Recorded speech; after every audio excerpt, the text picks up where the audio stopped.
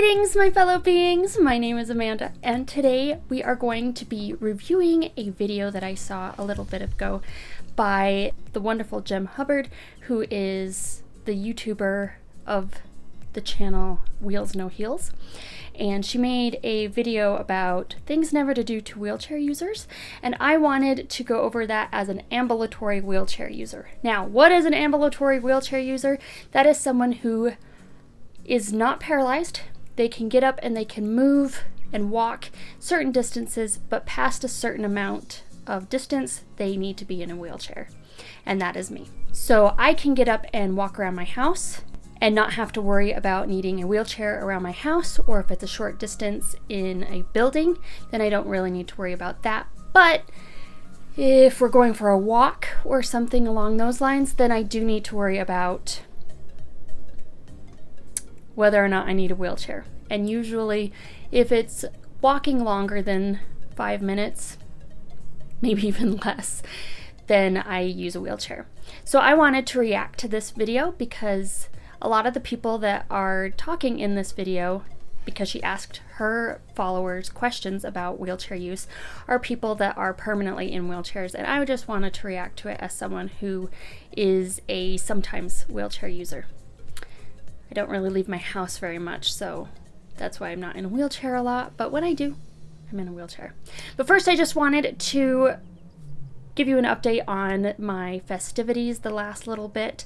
If you are not interested at all in my update of my birthday and things that I did for my birthday, then go ahead and move forward to the time that I'm going to put on the screen right now, and then you can watch the reaction that I'm going to do. So this obviously is now November, but I had a birthday in October, and first I celebrated with my in-laws, and we did a social distancing birthday in the front of my house on the driveway, and it was really fun. It was cold, but we had outdoor heaters, and we just kind of stayed away from each other, and my father-in-law, who is a pilot, made sure that he kept his mask on like the entire time, even though he was far away from me, to make sure that I didn't get sick, because he's been around a lot of people. So that was a really fun activity. And then my husband surprised me with a trip to Park City, and we stayed in this lovely resort. My husband is the king of deals. That man can find a deal on anything, and we can stay at these really nice places because he can find deals, and it's amazing how wonderful of deals that he could find. So we got to stay the weekend at this wonderful resort up in Park City for my birthday, and that was super fun. And then the day before Halloween, celebrated with my family. A little bit colder, so what we did was that we opened up my garage, cleaned out my garage. I mean, it was already clean, but took the cars out, and then we decorated, and we had my birthday party in my garage with the door open and outdoor heaters, but it was able to heat up that space better. And this year we didn't dress up like we normally do for my birthday, just because of how weird everything is and the fact that it was going to be outside. But my dad still dressed up, which was funny. We told him that it was not a costume party this year, and he still dressed up. He's like, nope, I'm dressing up like a Viking and it's going to happen. And he was not a Viking. He was a Scottish warrior, but whatever. He looked adorable, and I loved it. And that was a really fun day. That was the first time I've seen my parents in a minimum of 6 months. So that was really nice to actually see them, and that was great. And then Halloween night, I put out a tube, a PVC pipe, and when children came, I shot candy down the little PVC pipe, and they caught it in their little bags. I originally was going to be a doctor, could not find my old scrubs that I used to wear when I worked at a vet clinic. I have no idea what happened to any of my scrubs. Like, I had Jack Skellington scrubs, and they're gone, so I was gonna wear those. So I ended up just changing like 5 minutes before leaving to go sit out on the porch to be a baby. So I put little pigtails in, and I was a baby, and my husband dressed up like a Jedi, and we just sat out on the porch. We only got 2 children, so slightly sad, But, you know, I'm proud of the parents that brought their kids out. We made sure that we were far away from them, and it turned out great. So, waiting for Chigglers. Hi. Hey. He is also waiting for Chigglers. Hi.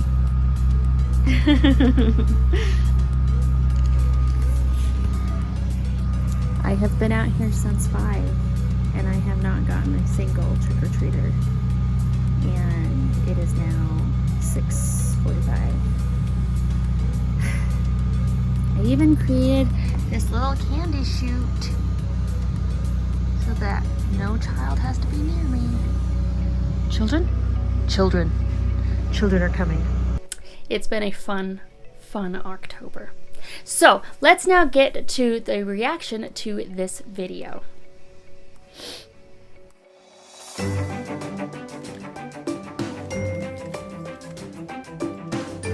The first thing that I noticed when I first became a wheelchair user is how much people stare at you. Okay, so this right here is one of my biggest pet peeves with being in a wheelchair. I always say that once you get into a wheelchair, you become a non-entity. So that gives everybody the right to just sit and stare at you. And I'm not joking. Like, I have had people completely stop everything that they're doing to slowly turn and look at me. I've had people step out in front of me so they could get a better look at me, and then they won't move, so I have to like move around them. People stare all the time. Like children, I understand, because when you're a certain age, you don't know social propriety. But when you're an adult, you should know better than to stare at someone, especially someone that is in a vulnerable position, like someone in a wheelchair. So stop staring. It's a person in a wheelchair. We're not like crazy freaks. We're just a person in a wheelchair. Stop staring. One thing that of course I remember is that schools aren't always accessible, and back in the 90s accessibility was really hard and really difficult. My schools weren't completely wheelchair accessible. I would sometimes have to travel all the way from like one end of the school to the other end of the school, and it would be like a ninja warrior course that I would have to go through. So luckily for me, I never had to go to school in a wheelchair, but recently I went back to my old university and I was in my wheelchair to go around campus, and that's when I realized that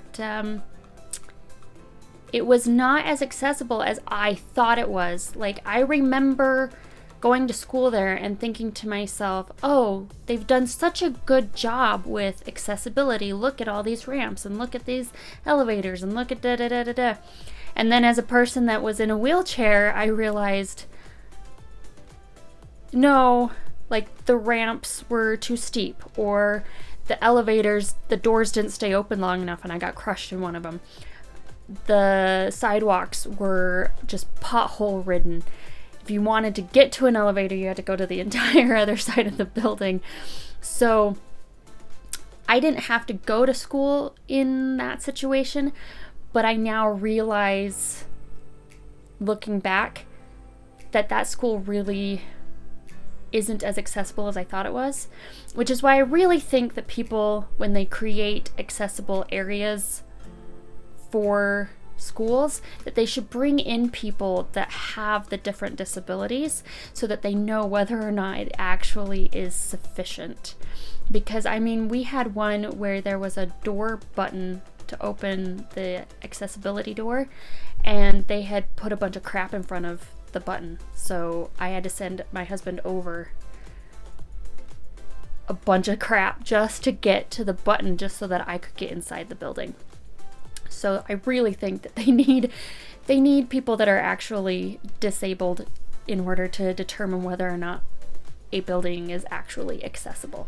So one thing that a lot of you were saying is that you were quite shocked to discover is that how high things are.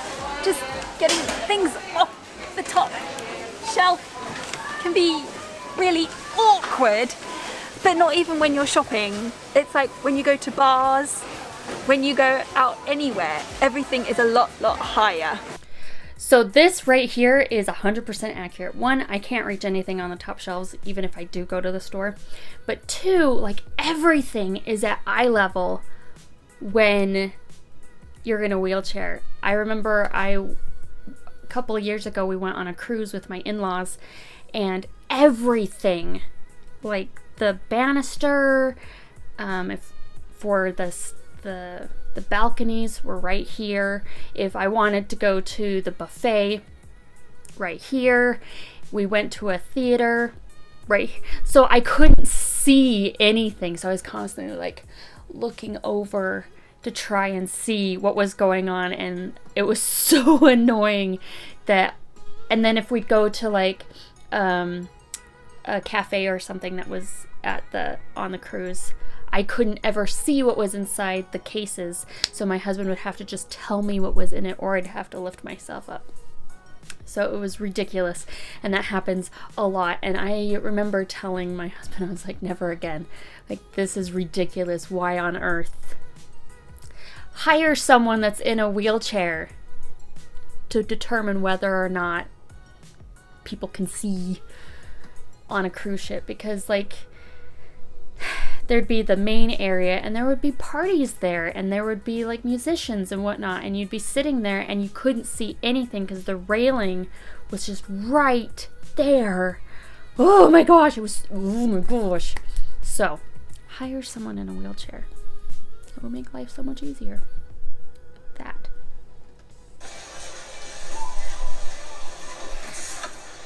You get Madeline. Oh, thank you, handsome man. My husband does that. This one came up quite a lot. How hard it is to get the equipment or things or care that you may need, and also how blimmin' expensive it is. I talk about it a lot on this channel about how expensive wheelchairs and mobility equipment are. I will leave some videos up here and down below, but quite often it's basic care and basic needs that aren't being met that we have to fight for, and not everybody is entitled to certain grants.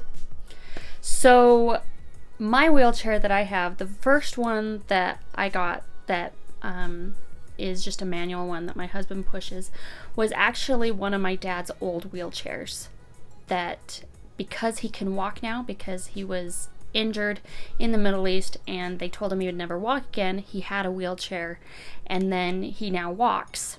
And he got a much better wheelchair, but he still had this old wheelchair, and so he gave it to me. And it serves its function. It's much lighter than most wheelchairs, so I'm not going to complain about it. But if I had to pay for my own wheelchair, I don't think I would have a wheelchair. And my mechanical wheelchair that I have was a gift from my parents. I happened to be talking to them about how much I would feel more independent if I had one, and I wasn't talking to them as if like, you need to buy me this. It was just like, I really think I would be more independent, because then I wouldn't have to rely on everybody to push me, because I can't push myself. And then as a surprise for Christmas, I got this wheelchair. Because I don't have the paperwork for disability. I have the parking pass, but I don't have disability coming to me as a paycheck. Wheelchairs aren't covered, so I would have to pay out of pocket for everything. I am in the process right now of filing disability, but it's not easy.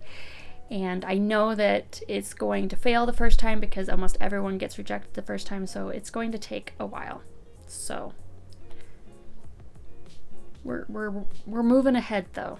So all of those things, I would love to have maybe a carer come in maybe a couple of times a week to help me with certain things around the house, just so that I feel like I'm accomplishing something in the house, so that my husband doesn't have to do everything, even though he never complains about it, so no one think that he's complaining, because he's not.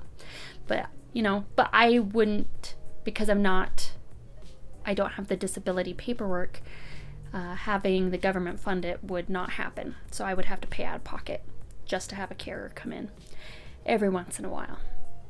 Not even every day, just like every once in a while, have someone come in and help me. So it's expensive. Being disabled is expensive for so many reasons. So when you become a wheelchair user, you either become so visible that people will literally jump onto oncoming traffic to get out of your way, or you just become completely invisible and people just don't even give a crap that you're there. Okay, so this is another one of my big pet peeves, is I don't mind so much people getting out of the way. They do make it very dramatic, which I don't understand. Just step out of the way, it's fine.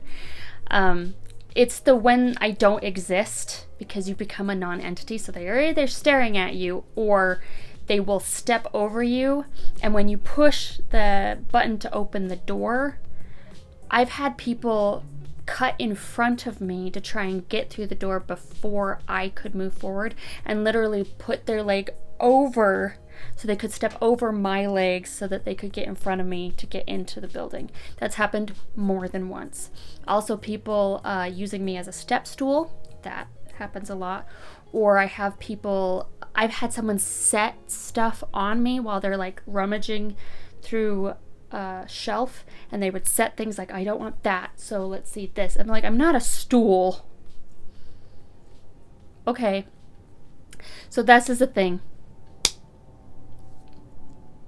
Notice that we're there, but don't stare at us. Sounds so picky, but treat us like every other human being, and also realize that those doors that are opening, when you see it opening, I'm not opening it because I'm like, oh, here, you go first. I'm opening it because I need the door. So yeah. Another one I speak a lot about on my channel is stupid things people say to me in my wheelchair, and stupid questions people ask, and stupid ways people act. So this is extremely true. As soon as you're in a wheelchair, people are allowed to ask you whatever they want, whenever they want. I remember one time I was in a museum, and my husband and I just happened to go to the kids section of the museum because they had some fun things there. And this woman comes up to me. She works at the museum, and then out of nowhere, she's like, "Can you have kids?" And I was like, what? Like, I'm playing with some child, toy thing. And this lady's like, "Can you even have kids?" And I was like, I am physically able to. Is your life complete because you don't have children? And I'm like, oh my gosh. And it just came out of nowhere, and she didn't apologize for it. She didn't do anything that was like, "Oh, I'm so sorry, that was so inappropriate." She just sat and stared at me and followed me around until I answered her. And I kept like, I don't know you. And she kept asking me what happened, why I was in a wheelchair. And then when I told her that I wasn't paralyzed, then she started questioning whether or not I had a right to be in a wheelchair. Yeah, it was rough. But she's not the first person to ask me inappropriate questions, and she's not the first person to hound me about my medical history. So, just because someone's in a wheelchair doesn't mean they have to give you everything about their life. Ask first. Sometimes, I'm totally willing to talk about my illnesses. I do it on YouTube. I talk about, how I ended up in this way. But sometimes I just want to buy my yarn and get out. Or I just want to look at this exhibit and move on. So, if you wouldn't ask an able-bodied person those kind of questions, then it's not really appropriate for a disabled person either. Okay? So when you first become a wheelchair user and you're out in the hospital, it's all lovely and smooth and really easy to get around. However, you go into the outside world, and the reality is, even the smoothest of pavements and walkways can seem flat, but in reality, it's actually quite a bit of a hill. It's not just the hills. It's the jarringness of cobblestone, of rocks, of potholes, of I have felt like my neck is going to break off too many times to count for being in a wheelchair. Like, I love being inside buildings that have really smooth, like concrete, like super smooth. And then you go outside. I think the cobblestone should be illegal. It's beautiful and I love looking at it. But when you try and get a wheelchair over cobblestone, oh my gosh. Like whiplash intensely. And I already have problems with my neck. So then we go over one thing of cobblestone. I'm like, well, that was a fun outing. I now need to go lay down. So it's not just the inclines. And that can also, if you're having a manual wheelchair and you have to push it yourself, or if someone else is pushing it and all of a sudden out of nowhere they're like huffing and puffing behind you because they're trying desperately to get up that hill. Yeah, it shocks you sometimes. And then there's potholes, tree roots and uneven surfaces, drain covers, grass, sticks and debris, mud and poo. It's little things like getting in and out of the car. Getting in and out of the car is horribly difficult because if I don't have my husband, even though my wheelchair is one of the lightest mechanical wheelchairs out there, it is still too heavy for me to lift. So I have to have someone else. So if I want to go somewhere by myself, I have to walk. So I have to choose activities that are super short. So that's another reason why I haven't really gone anywhere lately. And this. But getting in and out of the car is me pulling up to the car, my husband helping me out of my wheelchair, because once I've been in my wheelchair for a while, then my hips, my knees, my back, everything has seized, and I need help to get out of my wheelchair and help into the vehicle. So he'll help me into the car, and then he'll tear everything down and put it into the car. It is a pain in the butt. And my mechanical wheelchair is such a pain in the butt to fold up that if someone else is going to be doing it, we have to give them a tutorial before we even go on the trip so that they know how to unfold it and fold it back up. It's a pain. Now, this one happened last week, and a lot of you also mentioned this as well. A lot of places will say they're accessible, but in reality, they're not. So this is a number one pet peeve for me, is a place will say we are handicap accessible, but when you get there, they're not handicap accessible. And like my trip to Georgia where they said it's accessible, and then we get to a gift shop and there's no ramp, there's stairs, and the only ramp is to the office that is blocked off, and so I have to get out of my wheelchair and walk up the stairs. And my husband had to help me, and but I didn't really have a choice. I really needed a restroom, so I was like, help me get up the stairs. And I just kept thinking on the way to the restroom was, one, if my wheelchair could get in there, it wasn't going to fit in that building, and two, what if I couldn't climb the stairs? And that seemed really wrong that they said that everything in that area was handicap accessible, and it wasn't. Or you go into a restaurant and they say there's a handicap restroom, and you look and the handicap restroom is up some stairs, and you're like, why are there stairs? It's like, oh, but there is a handicap stall.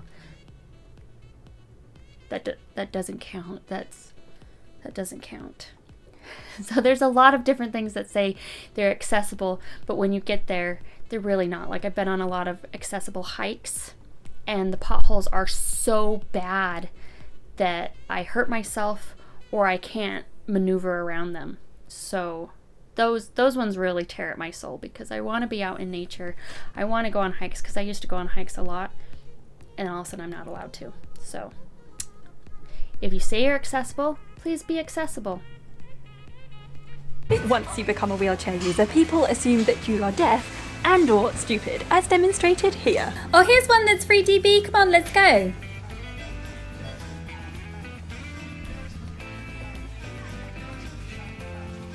Beep, beep, beep. Does she need a bag? No, Karen, why don't you ask? So that is a really big one, that you become a non-entity and people will not talk to you.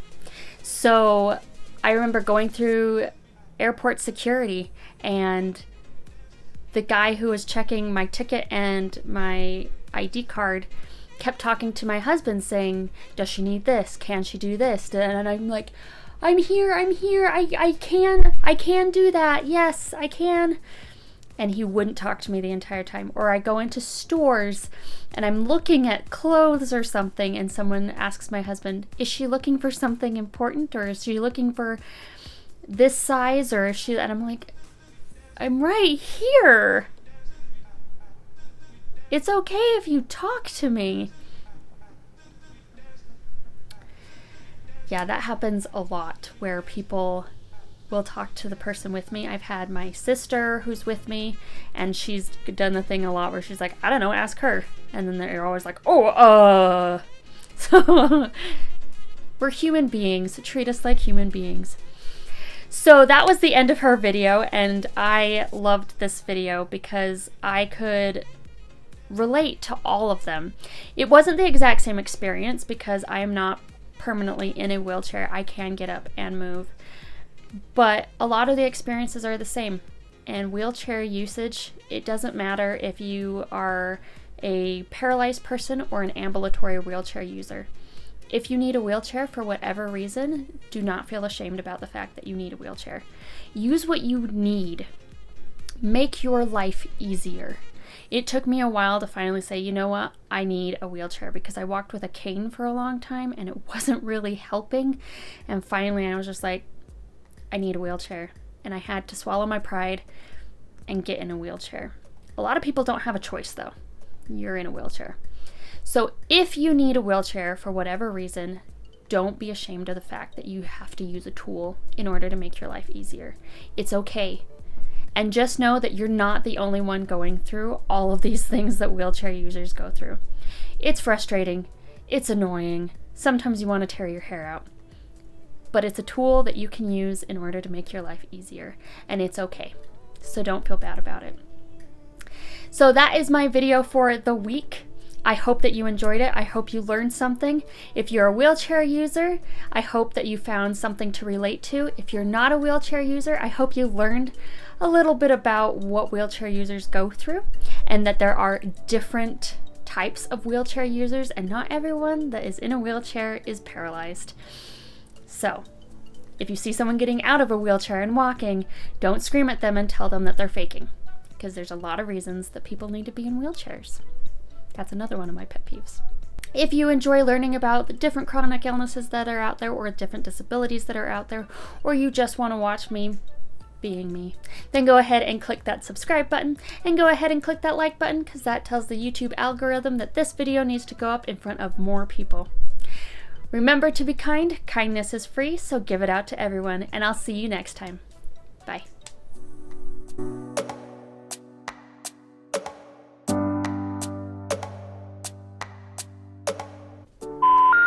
I may be watching the wrong video, so give me a second. I thought it was really great to get some of your perspectives. So now I'm watching the right video. I thought that sounded weird, so I'm now watching the right video, so there you go. Okay.